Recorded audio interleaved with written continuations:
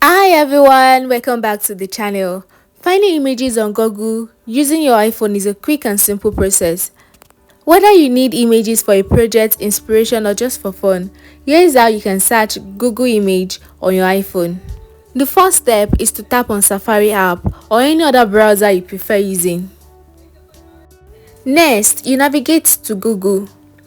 In the address bar, type www.google.com and then hit go. Once in the Google homepage, type the keyword related to the image you are looking for in the search bar and tap the magnifying glass icon or the search button on your keyboard. Next is to tap the image option. This is usually located at the top of the page.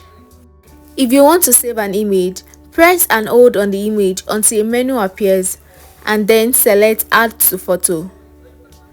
For additional tips, to narrow down your search, tap the filter icon or tool option. You can filter image by size, color, usage right, type and time. If you have an image you want to find a similar one, you can use Google reverse image search. Tap on the camera icon in the search bar and then upload the image from your photo app. You can also use the camera section to snap and look for similar images. And that's it guys, using Google image on your iPhone is straightforward and convenient.